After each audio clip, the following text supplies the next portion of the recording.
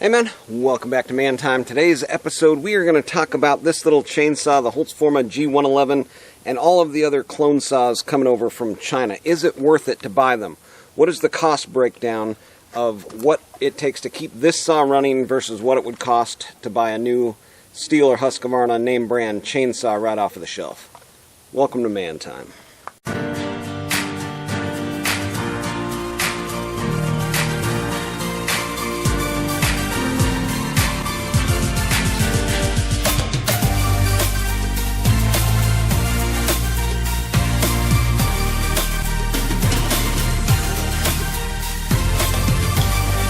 So I took this chainsaw and I put it in my new barn door. I filled it up with gas, filled it up with bar oil, and put it up there like just in case there was some sort of issue, with a branch coming down or something like that where I needed to have a chainsaw at the ready.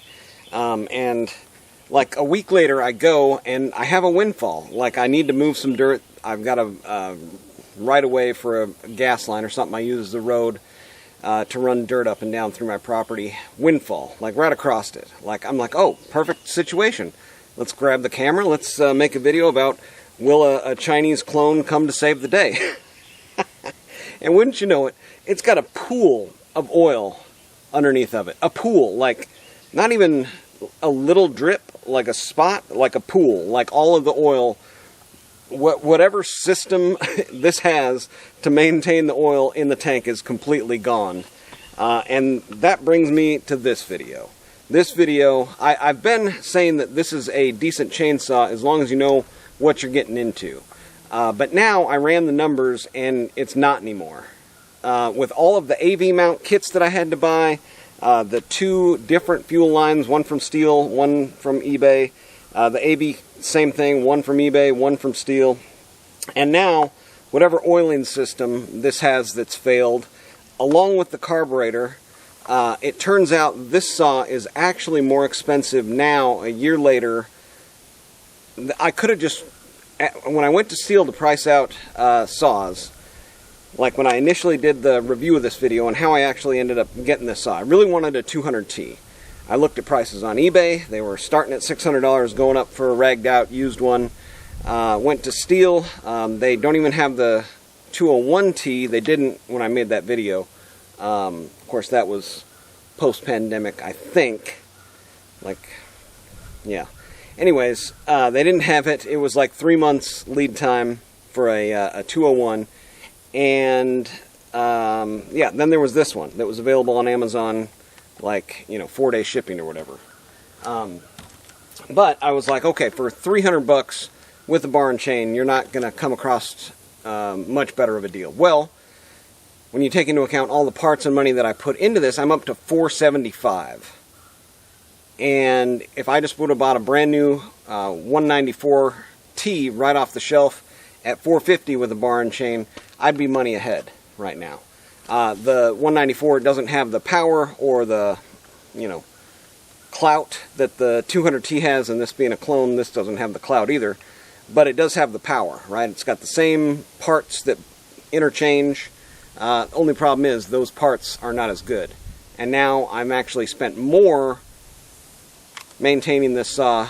After 1 year, I could have come out money ahead buying the 194 off the shelf. So that's it. It's not.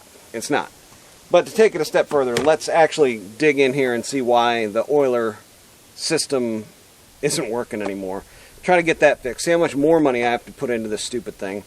And hopefully this will give you guys some perspective on clone saws versus, saws from the dealership. Let's dig in here and fix this saw. So if you need to fix your oiler on your 200T, hopefully this will come in handy for you. There's one bolt to get your chain brake assembly off there. Make sure that the brake is off to get that off of there. And then this one's going to be righty-loosey. There we go. Just that easy with a little 12-volt brushless impact. This is going to come off. Bearing's going to come off. We'll need to blow all that stuff out, of course. And after that, your best friend is going to be a T27. And for me, that's just the dirtiest one on the lot here. You can see this big orange piece of machine behind me. That thing is going to be upcoming. I've got a unlimited coil. I'm going to try on that one. I think it takes the same coil as the 272 now that it's actually got the unlimited stuff on it. So, I've never done this before, but we'll just start taking screws out and see what happens. Looks like a few of these are for this plastic bit. I don't know about that one yet, but there's one here. These are not even tight. So, oh, there we go. I think this is actually two pieces, but they're kind of like melded together at this point. So we get right down here to our oiler. Let me blow this out so we can get a better look at it. We'll continue to talk about clones versus OEM name brand stuff as we go through here. Alright, we got this all blown off, and we'll just kind of continue to disassemble here. This is going to be our worm gear. It's still doing worm things. Now here's our oiler, and it's got a bunch more junk down in it, but I'm thinking the leak is like right here. Based on, you know, what I've seen on these saws, clone saws in particular, the rubber fails, the electronics fail, and the carburetor fails, right? So anytime you're looking at buying one of these, take those three things into account for the cost of the saw. After a year's time, you're going to need new fuel filter, new oil lines, new AV mounts if they're rubber, possibly a new coil, and probably a new carburetor. So if you add all those three things up, now you can replace them with junky aftermarket stuff, but then you end up in the same boat. You're coming back a year later and having to replace them again. So you want to go back with the OEM. Problem with the OEM is they're much more money. So now the other thing that it could be, see, I can't tell where it's leaking from. Let me blow it off one more time, spray it off with brake clean. Maybe we can identify like where the actual leak is. Well, I wish somebody would have told me this, you know, when I was buying this saw. That's kind of the point of this video. Right, to warn you guys about the additional costs, you know, that's going to come into play for these aftermarket saws.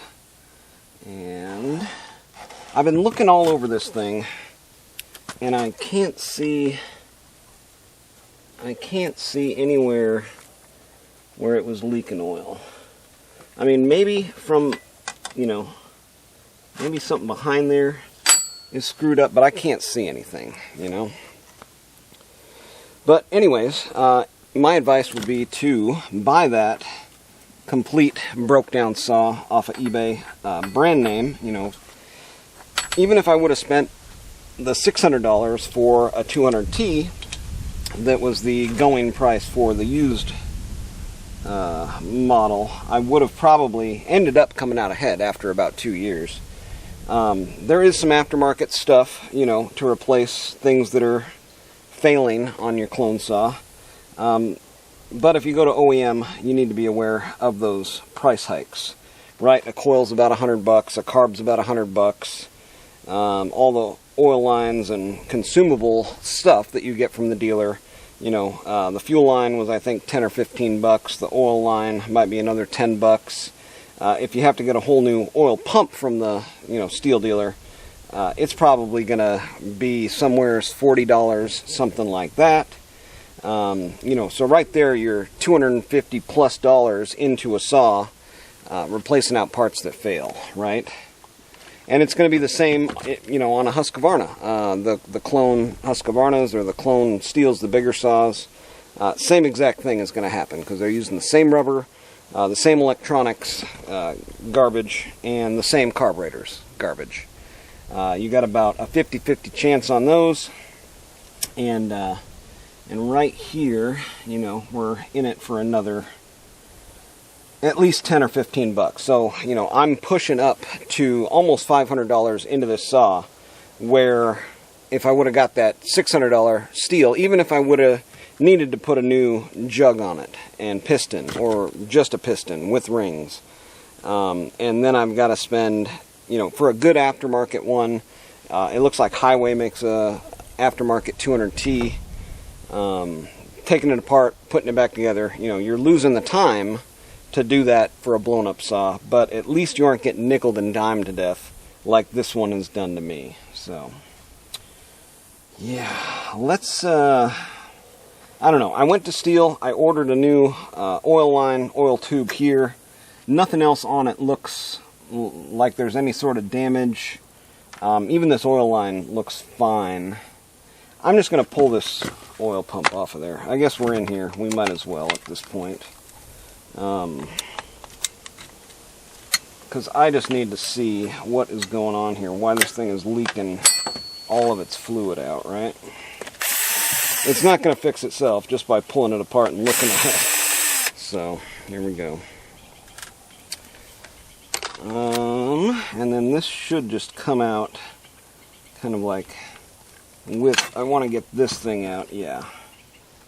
And there's a bunch of, oh, that greased. That's just a bunch of grease behind there. So they put a bunch of grease right on there. So oil, I would assume, would be coming